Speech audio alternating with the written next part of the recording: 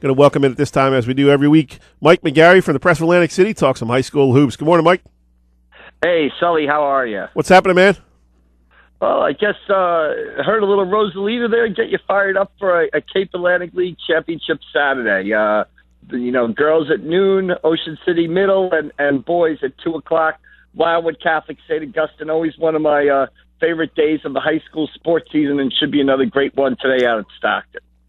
Yeah, Mike, a little bit of a surprise on the girls' side with Middle taking down Mainland. Obviously, Mainland was without Kylie Watson, their star forward. She was hurt in the opening round win over Vineland. Were you surprised that she was in that game in the second half? I mean, they had a pretty good lead going there. I wasn't surprised at the way Middle played. I mean, Middle is one of the top teams in South Jersey. I think they got off to a slow start and maybe fell into the background a little bit, but they won 17 in a row, and they played two very competitive games, one of which I saw up at Southern Regional. I think Mainland beat them 46-41 with Watson. So I expected that game to be close regardless of who played. And again, I think that game is going to be a lot like today's title game between Ocean City and Middle Township. It's just going to be, points are going to be so tough to come by because both teams are so good defensively. I think it's just going to be whoever gets that, couple of baskets. They talk about getting a run at the right time. Well, a run in this game might be 2 or 3 baskets at the right time. You might be able to string 4 or 6 points together at the right time, and that's going to be enough to maybe put you over the top and earn you a Cape Atlantic League championship. Yeah, this is the third time in 4 years that these two teams will be going at it, and what was that, 2 years ago or 3 years ago when they went into overtime and Grace Sacco just dribbled the ball for about 3 minutes at center court? Right, I think that was Grace Sacco's senior year, so I think that was 2 years ago. Yep. And again, I expect, like those two games, like this game, I just think points are going to be very tough to come by. I think you're going to see a game in the high 30s, maybe low 40s. And like I said, 2 or 3 baskets at the right time. You talk about runs sometimes. You think of a 12-0 run or a 12-2 run, 13-2 run. I don't think you're going to see that in the girls' game. I think, like I said, a 6-0 run or a 4-0 run might be enough to separate the two teams. Mike, I think the biggest question for me going into this game is where's the scoring going to come from for Middle? I mean, they really struggled against Mainland to score. Obviously, they played great defense, held Mainland to just 25 points, but they only scored 34. Ocean City is a team that, not like years past. I mean, in years past, they were happy to score 32 points and win, but they scored 64 against Wildwood Catholic, so they might push the pace a little bit. It'll be interesting to see what kind of strategy Paul Baruffi takes with Ocean City. Does he want to kind of get up and down the floor and make it a little bit more of a track meet and see if Middle can hang with them, or is he going to play more patient like he's been doing for so many years of his career? Yeah, I think I think Middle can score. I just think both teams play defense so well that points are going to be tough to come by. I mean, Kira Sides, the junior forward, is a 1,000-point career scorer. Hurley, the sophomore guard, is one of the top sophomores in South Jersey, so they can score some points if given the opportunity. I think both teams would like to play at a little bit of a faster pace.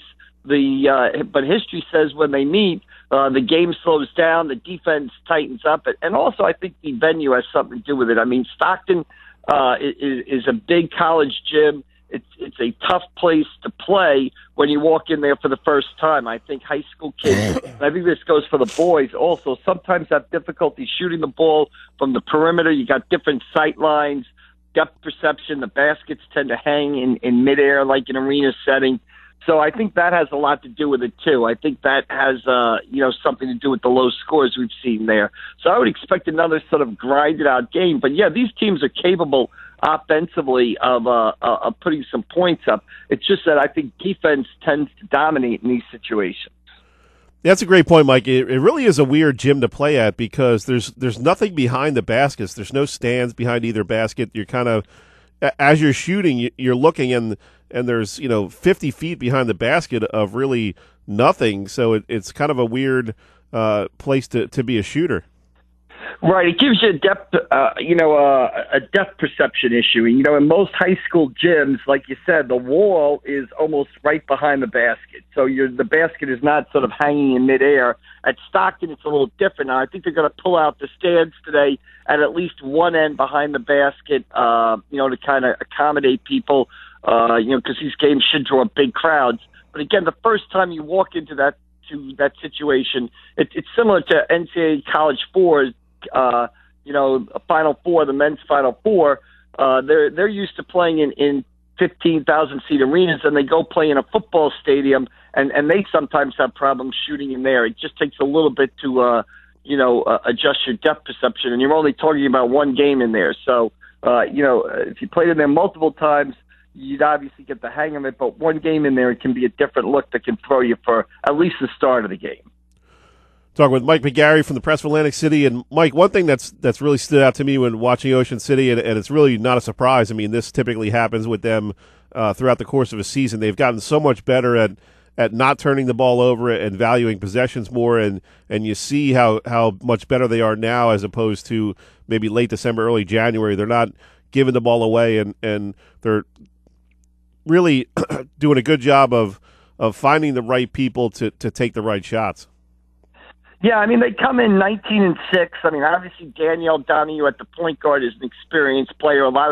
She led them to the Cape Atlantic League title game last year where they lost to Mainland. Then they went on to beat Mainland, win the South Jersey Group 3 championship. So we're talking about the South Jersey Group 3 defending champions here. Donahue's obviously an experienced player. Emma Finnegan has been, kind of a force inside for them. Tori Rolls, excellent defensive player. Aubrey Fenton able to hit some key threes, especially against Wirewood Catholic in the semifinal. So you're really talking about an Ocean City team that comes in playing its best. I think their only loss recently was an overtime loss to Gloucester Catholic, who's a perennial South Jersey power, and we have them ranked number 2 in our Elite 11. So obviously Ocean City, as is normally the case under Coach Paul Baruffi, is playing its best ball at the time of the season when it has to be doing just that. They're going to be a tough matchup for Middle too, because not many teams have a 5'10" point guard like Donahue, and they can go tall with Mursky and Finnegan, or they can go small with players like Delaney Lappin and Fenton. So a lot of different looks they can give you. So it's going to be definitely a challenge for Coach Leahy and the Panthers. Yeah, what kind of sticks out for me about this game is you've got a lot of multiple sport athletes on the court, and athletes will figure it out. I mean, Donahue obviously is a great lacrosse player. I believe Sides is also an outstanding lacrosse player. They can sort of typify both teams. So you've got a lot of outstanding athletes out there, a lot of 2-sport athletes, some 3-sport athletes out there. And, I just think they're going to be able to figure it out. And that's why these teams are playing in the Cape Atlantic League Final for the third time in 4 years. Mike, turn it to the boys' side. I don't think anybody thought it was going to be anything different than Wildwood Catholic versus St. Augustine Prep. I mean, these are the two teams that have really dominated the Cal this year. And this game, if it was played 3 weeks ago, I'd say, yeah, Wildwood Catholic by 15. But, man, Prep's been playing really well the last 3 weeks or so, and they've kind of gotten things figured out. They had a little bit of trouble there in early January, but you know as well as I do, any Coach Paul Rodeo coach team is going to figure it out come February.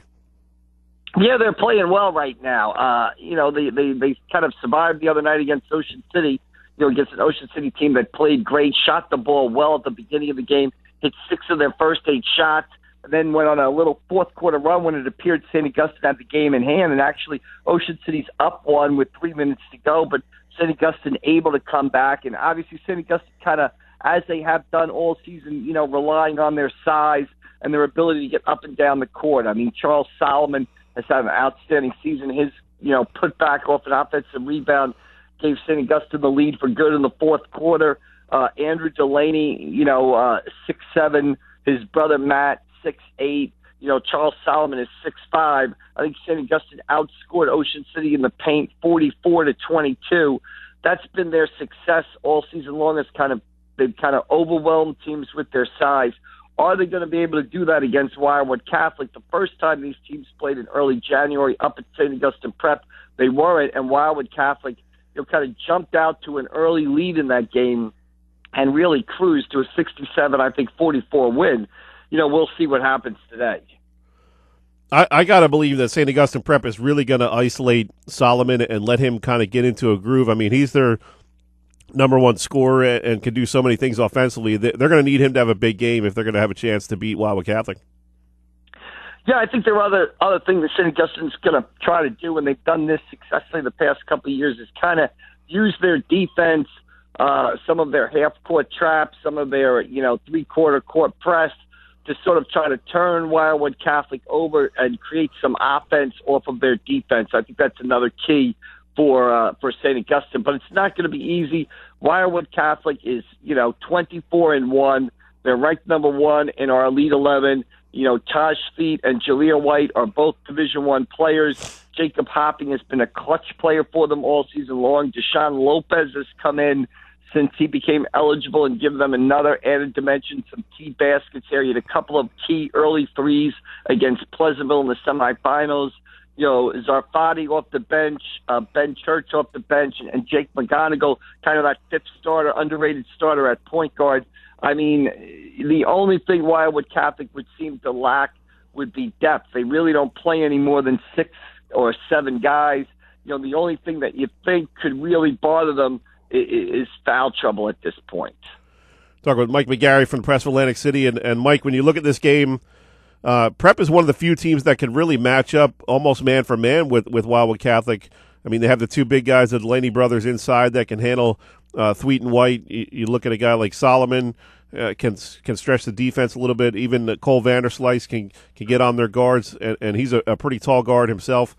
So they have the players that can match up. Like you said, I think foul trouble could play a huge role in this game, and we'll see what happens. I think a real big factor in this game is going to be the first 4 minutes or so of the third quarter. Who makes the best halftime adjustments? Yeah, and obviously the Prep would want to get off to a better start than they did, up at St. Augustine, where they fell behind big in that first quarter and never quite recovered. So I think that would be another key. But again, you're kind of looking at, you mentioned the third quarter there. These games are usually decided in that mid to late third quarter by the team that, kind of puts together that run. And that's been, Wildwood Catholic, 24-1. They've done that so far this season. And I think the other thing to note is that both these teams are battle-tested. Wildwood Catholic especially, the schedule they played, the Patrick School, Cherokee, Patterson Kennedy, the games in the league, St. Joe, Pleasantville, St. Augustine. I mean, few teams in Cape Atlantic League history have played the schedule that Wildwood Catholic has played, and St. Augustine comes in battle-tested too. Haddonfield, Morristown, Toms River North, which St.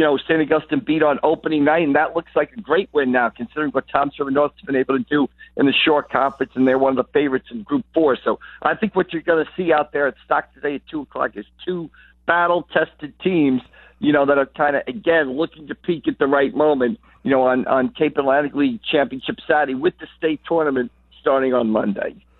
Yeah, it should be a couple of great games out there, Mike. You can hear both those games right here on 97.3 ESPN.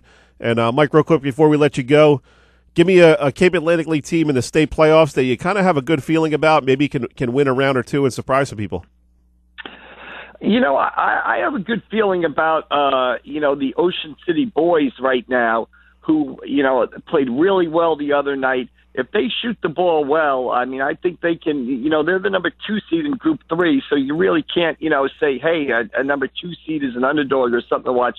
But Group 3 is kind of wide open, and I know people are going to be focusing on Morristown in that group and Winslow and Timber Creek. I think Ocean City boys in Group 2 are definitely a team to watch as far as that situation goes. Well, we could have a potential Ocean City mainland matchup in the semifinals. That would be a heck of a matchup, and I'm sure those fans would be going crazy for that one. Yeah, absolutely. Anytime those teams play, it's always a lot of fun. They split their 2 meetings this year, each one winning on their own home court. So, I'm sure they love to see each other. They signed for that right now, a meeting in the semifinals right there. Mike, what's the real quick before we let you go? What's the status of Kylie Watson? Have you heard? I mean, I don't know if she'll be back for the first round of the playoffs or the second round. I assume she'll be back at some point if they're able to win a round or two. Yeah, I haven't heard anything specifically. I had heard that she wouldn't have played today if Mainland had advanced. We'll see. They Group 3 playoffs start on Tuesday, so that gives her an extra day. Mainland is the number 1 seed, so they're playing a 16 seed in that situation. So we'll see what the situation is there. I haven't heard anything specific, but I'm betting she'll be back. Sometime next week. Good stuff as always, Mike. We appreciate it, man. We'll catch up with you next week and see what's going on with all these playoff teams. All right, Sully. Anytime. Thanks for having me on. You got it. Thanks, Mike.